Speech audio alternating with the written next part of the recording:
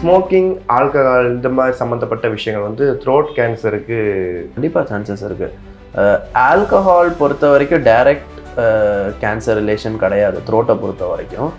ஸ்மோக்கிங்க்கு டைரெக்டாகவே இருக்குது. ஸோ ஸ்மோக்கிங்கில் இருக்கிற அந்த நிக்கோட்டின் ஸ்டெயின்ஸ் என்ன பண்ணுன்னா அது டைரெக்டாக அந்த நம்ம தோலை போய் பட்டுகிட்டே இருக்கும் போது அது வந்து அந்த தோலுடைய தன்மையை மாற்றும். காமனஸ்ட்டாக ஸ்மோக்கிங்னால வர கேன்சர் வந்து வோக்கல் கார்ட் கேன்சர், வாய்ஸ் பாக்ஸ்ன்னு சொல்லுவோம், இங்கே குரல் வளையம்ன்ட்டு. அந்த குரல் வளையத்தில் வர கேன்சருக்கு 80 to 90% டைரக்ட் ரீசன் வந்து ஸ்மோக்கிங் தான். எங்கே தண்ணி குடிக்கிறீங்கன்றது இப்போ வெரி வெரி இம்பார்ட்டண்ட்டு. தண்ணி ஒத்துக்கலை அப்படின்றத விட அந்த தண்ணி எவ்வளோ சுத்தமாக இருக்குது அப்படின்றது தான் மெயின். இப்போ நம்ம டேப்ல இருந்து வர தண்ணியை நீங்கள் பிடிச்சி எடுத்தீங்கன்னா லட்சக்கணக்கில் கிருமி இருக்கும். ஸோ இதுதான் டிஃப்ரென்ஸ். ஸோ நம்ம குடிக்கிற தண்ணி. ரெண்டாவது ஐஸ் ஆல்சோ. இப்போ ஐஸ் வந்து என்ன பண்ணுவாங்க, நிறைய டைம் வந்து நம்ம நல்ல தண்ணியில் தான் ஐஸ் பண்ணியிருக்கோம்னு நினைப்போம். ஆனால் நீங்கள் அந்த ஐஸை ஒரு நாள் இல்லை 2 நாளைக்கு மேலே ஒரு டப்பாவில் வச்சிங்கன்னா அதுக்கு சுற்றி இருக்கிற இடமே அந்த ஐஸை இன்ஃபெக்ட் பண்ணிடும். கிருமி இன்ஃபெக்ட் ஆன வாட்டரோ ஐஸோ நீங்கள் குடிக்க யூஸ் பண்ணிங்கன்னா இன்ஃபெக்ஷன் வரும்.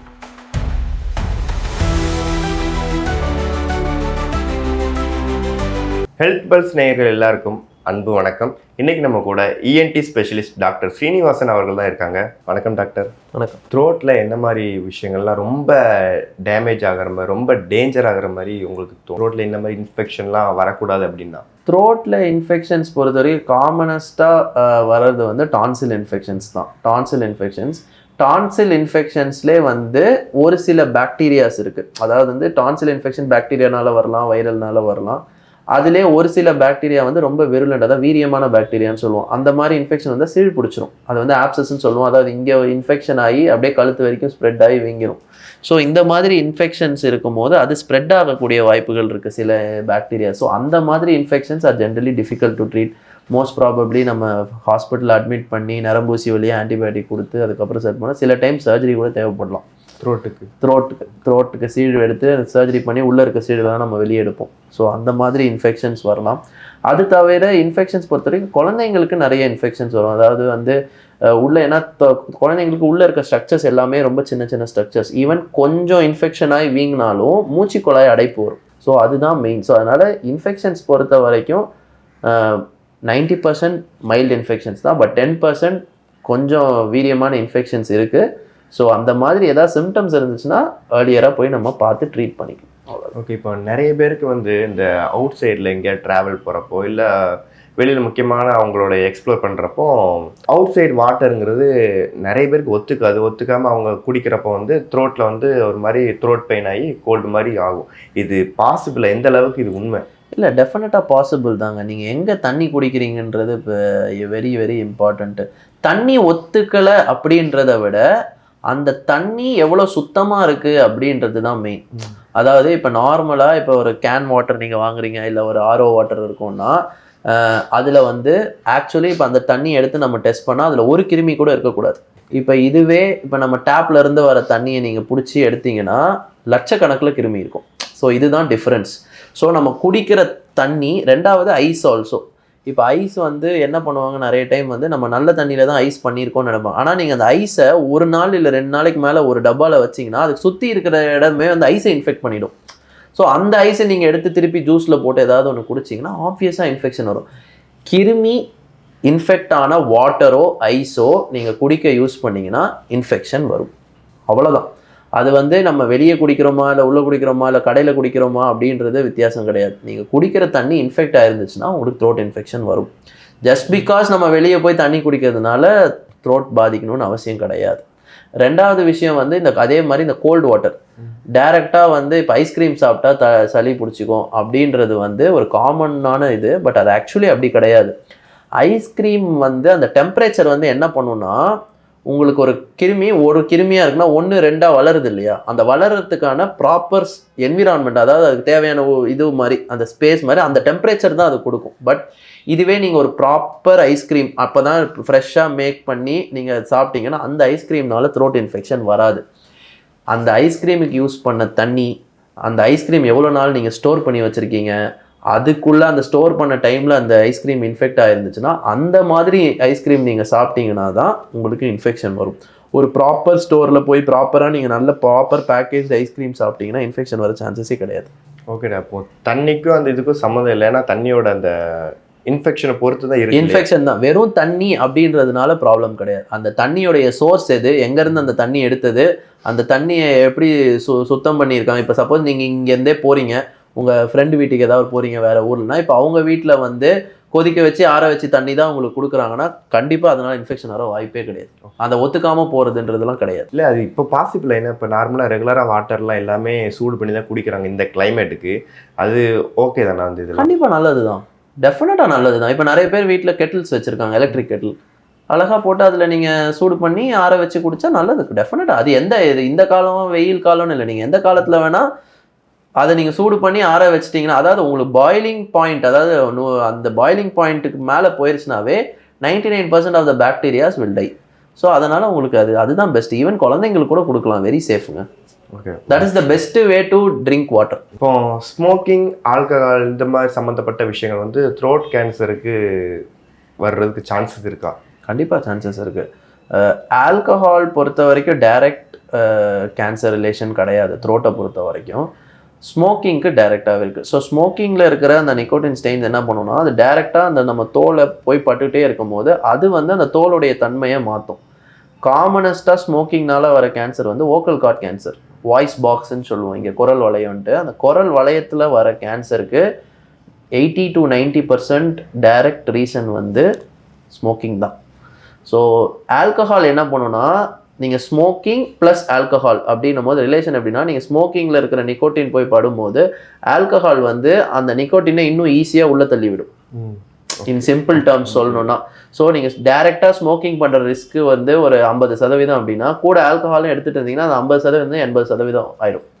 ஸோ 50% உங்களுக்கு இது நீங்கள் ஸ்மோக் பண்ணிங்கன்னா உங்களுக்கு கேன்சர் வரும்னா, கூட ஆல்கஹால் எடுக்கிறீங்கன்னா 80% உங்களுக்கு கேன்சர் வர சான்சஸ் இருக்குது. அது வந்து ரொம்ப காமன் அண்ட் நோன் ரிலேஷன்ஷிப்புங்க. அதனால் வந்து smoking is direct risk factor for any throat or vocal cord cancers. இப்போ ஆல்கஹால் சேர்ந்தாலுமே ஆட் ஆன் தான் ஆகுமே தவிர குறையாது. அது எப்படிங்க குறையும்? ஆல்கஹால் அப்படி த்ரோட்டுக்குன்னு ஒரு இது இருக்கு, த்ரோட்டுக்குன்னு ஒரு கேன்சர், த்ரோட்டோடைய கேன்சர்ஸை டெஃபினட்டா அதோட ரிஸ்க்கை இன்க்ரீஸ் பண்ணிடும் ஆல்கஹால். இதுக்கு ஏர்லி சிம்டம்ஸ்ல எப்படி அவங்க ஐடென்டிஃபை பண்ணுவாங்க? ஏர்லி சிம்டம்ஸ் ஆஃப் கேன்சர், அதாவது வந்து என்ன அதில் ஒரே ஒரு இதுனா, கேன்சர்ஸ்க்கு வர சில சிம்டம்ஸும் நார்மல் இன்ஃபெக்ஷனுக்கு வர சிம்டம்ஸும் ஆல்மோஸ்ட் சிமிலர் தான். பட் ஏதாவது இதில் இப்போ நான் சொல்ல போகிற சிம்டம்ஸில் ஏதாவது உங்களுக்கு ஒரு வாரம் 10 நாளைக்கு மேலே இருக்குது அப்படின்னா டெஃபினட்டாக போய் செக் பண்ணணும். காமனஸ்ட்டாக வர்றது வந்து வாய்ஸ் சேஞ்ச்.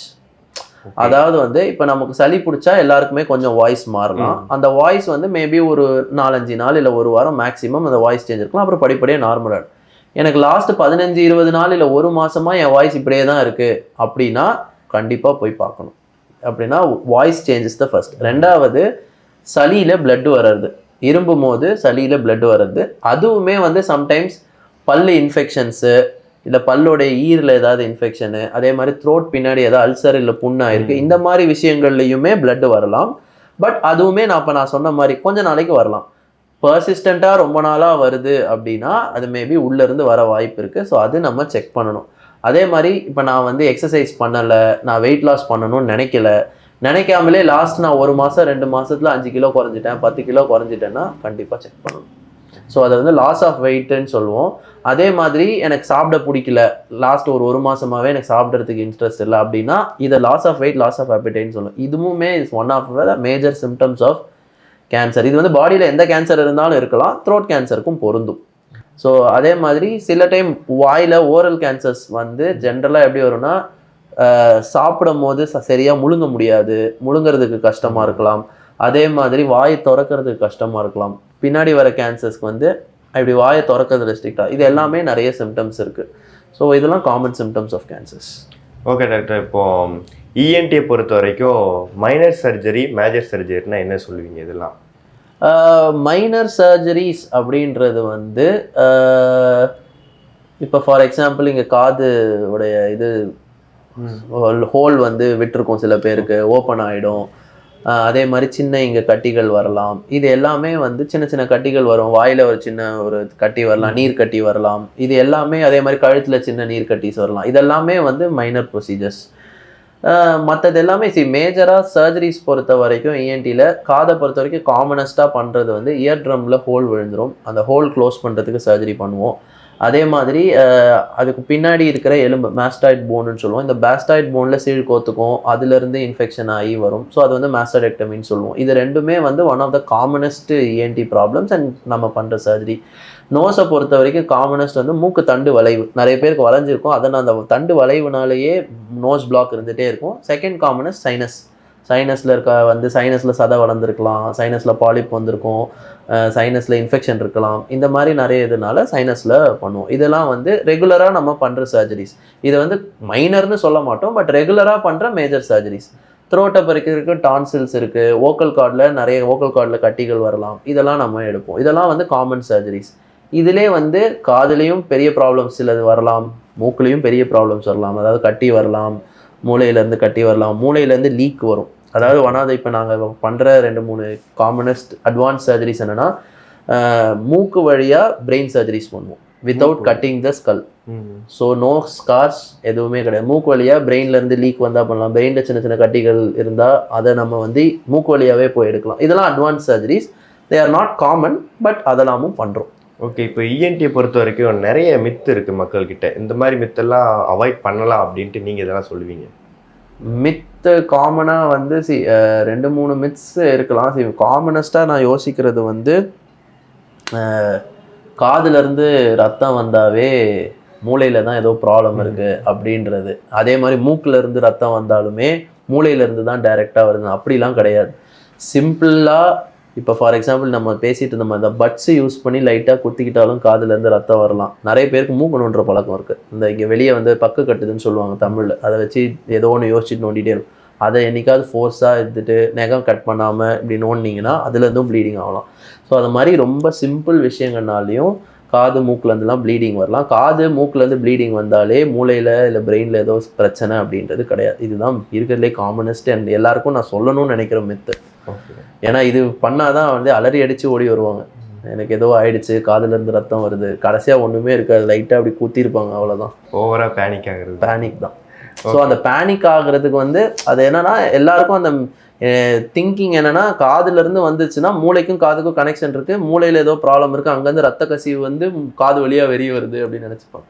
கிடையாது. ஓகே, நிறைய இந்த மாதிரி மூக்குலேருந்து காதுலேருந்து ரத்தத்தை பார்க்குறோமோ அவங்க பேனிக் ஆகி மயக்கமாகிற சுச்சுவேஷன்ல அது கண்டிப்பாக இருக்குது. அது வந்து ஒவ்வொருத்தரோட தன்மை. அது மூக்கு காதுலேருந்து மட்டும் இல்லை, நிறைய பேர் கையில் எங்கேயாவது ரத்தம் இருந்தால் நிறைய பேர் பிளட்டு கொடுக்கும் போது மயங்கி விழுவாங்க.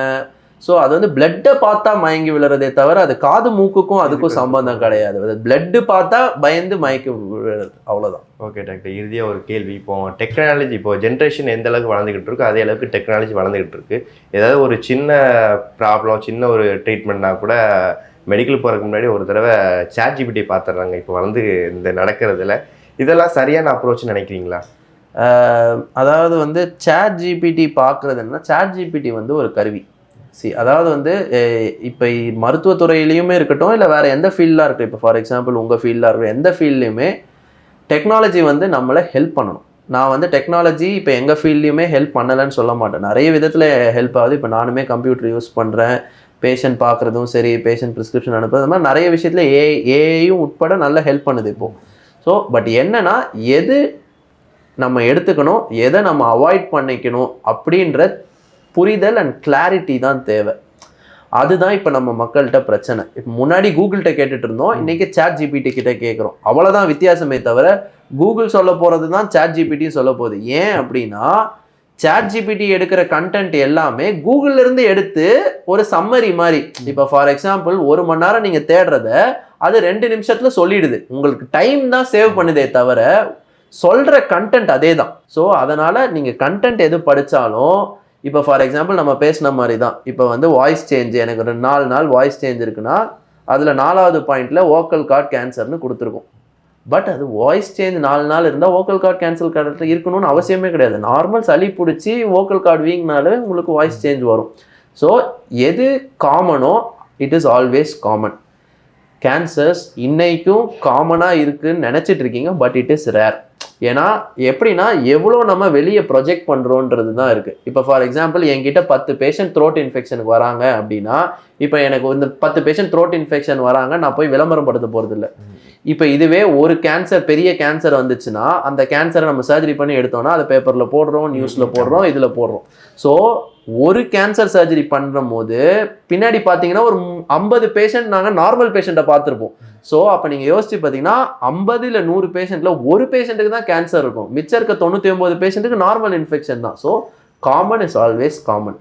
பட் நான் சொன்ன சில காஷன் டேர்ம்ஸ் மட்டும் வச்சுக்கணும். ஓகே, இது வந்து நமக்கு ரொம்ப நாளாக இருக்குது, இன்ஸ்பைட் ஆஃப் பேசிக் மெடிசன்ஸ் எடுத்தும் நமக்கு சரியாகலை அப்படின்னா அதுக்கேற்ற கரெக்டான டெஸ்ட்ஸ் எடுத்துட்டு இருக்கா இல்லையான்னு பார்த்துட்டு ட்ரீட்மெண்ட். அண்ட் கேன்சரே இருந்தாலும் ஏர்லி ஸ்டேஜஸில் இன்னைக்கு சினாரியோவில் ஐடென்டிஃபை பண்ணிட்டா it's completely curable. Okay doctor, ENT பற்றி நிறைய விஷயங்கள் ஷேர் பண்ணீங்க. தேங்க்யூ. தேங்க்யூ.